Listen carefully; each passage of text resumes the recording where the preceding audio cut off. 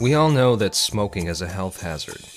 The government says it, the medical experts say it, even the tobacco companies are behaving in a way to suggest that. But does the science support this argument? Let's remember that 400 years ago, the majority of people and experts alike thought that the Earth was flat. Turned out, it wasn't. So let's have a look at the science behind smoking. Throughout history, there were people who thought of smoking as something beneficial, relieving asthma and warding off infections, while others thought of it as disgusting, hazardous, and deadly in the long run. Well, Saturday night and I just got paid. About the money, don't try to save.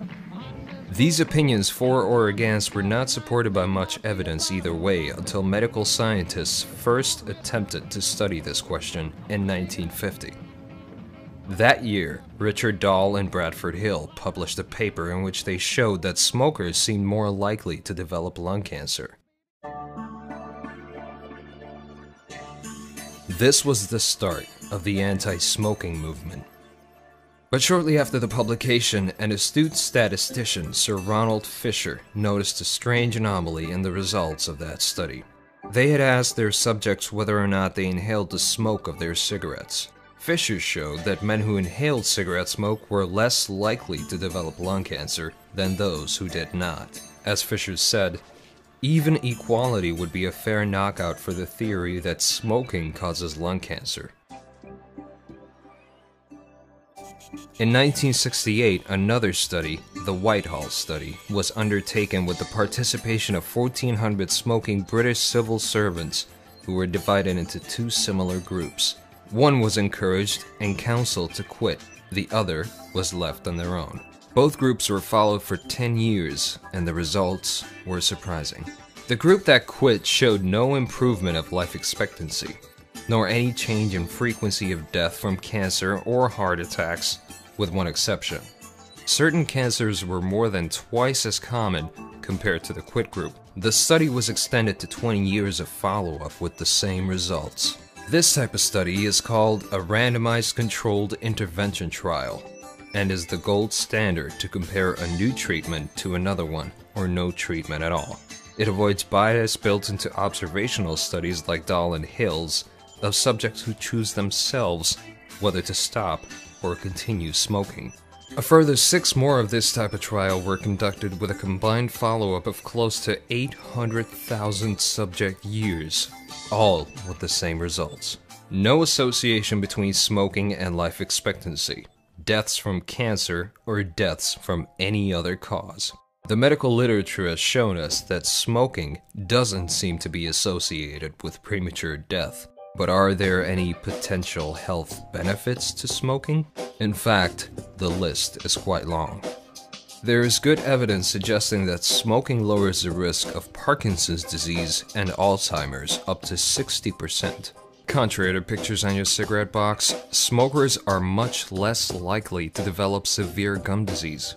In men, smoking also lowers the risk of needing joint replacement surgery up to 50%.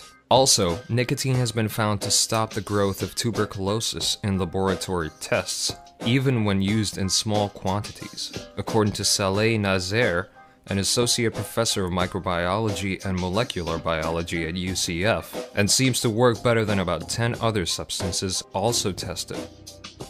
Nicotine also has been shown to have multiple benefits for cognitive performance, like rapid information processing, immediate and long-term memory, and problem solving. Smokers show a reduced incidence of ulcerative colitis, a chronic bowel inflammatory disease.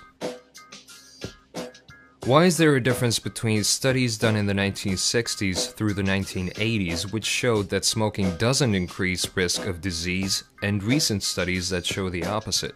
There are probably two reasons for this. The first is that the tobacco industry has progressively increased additives in tobacco to make the product more appealing, more addictive to smokers. The list that the tobacco manufacturers have provided to the U.S. Department of Health and Human Services contains 599 substances that may or may not be used in a particular brand. They have been approved as food additives and have not been tested by burning. When these substances are burned, they create more than 4,000 compounds. This is the main argument why smoking additive-free tobacco is undoubtedly healthier than commercial cigarettes.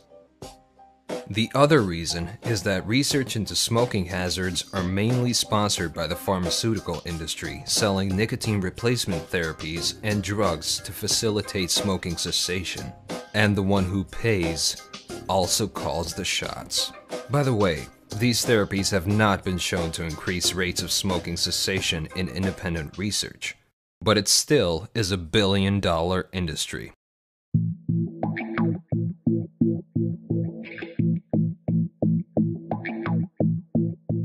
Last but not least, since the end of World War II, 528 nuclear bombs have been detonated in the atmosphere, and a further 1,525 underground, spewing tons of radioactive particles, especially plutonium, high into the atmosphere, which have been distributed around the world by jet streams.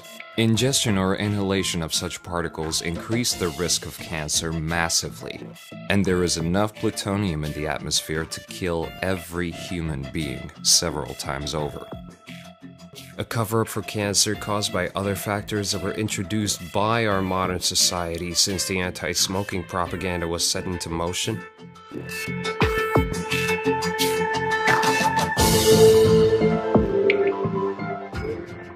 Let's all light up.